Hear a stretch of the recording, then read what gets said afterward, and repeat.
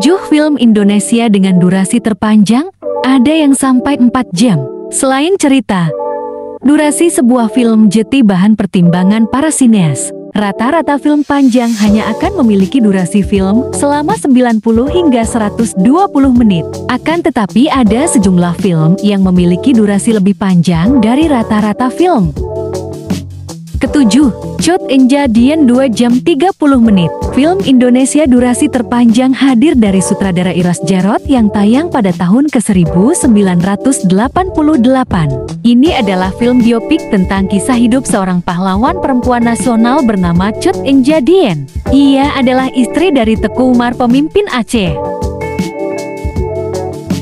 Keenam, tenggelamnya kapal Van der Wijk 2 jam 30 menit.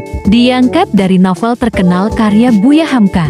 Tenggelamnya kapal Van der Wijk benar-benar menyita perhatian penonton pada tahun ke-2013.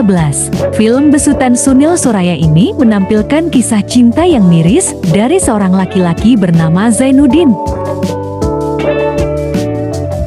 Kelima, Daret 2. Berandal 2 jam 30 menit. Sukses dengan film pertamanya yang rilis tahun 2011. Film Daret 2 Berandal akhirnya rilis 2014 tahun berselang. Masih membawa Iko Uwais sebagai aktor utama, film ini nggak kalah menampilkan cerita yang seru dan sadis. Keempat, Cokroaminoto. Guru Bangsa 2 jam 41 menit. Membuat film biopik memang harus ditampilkan dengan detail. Karena itu rata-rata film biopik punya durasi yang panjang. Tapi dalam sejarah film Indonesia, film biopik dengan durasi terpanjang jatuh pada film Cokroaminoto, Guru Bangsa. Ketiga, Janur Kuning 3 jam. Menceritakan tentang kisah perjuangan pahlawan Indonesia kala agresi militer Belanda. Film ini memuat banyak adegan pertempuran dan intrik yang terjadi. Janur Kuning tayang pada tahun 1979 dan ditampilkan lewat durasi yang cukup panjang hingga 3 jam non-stop.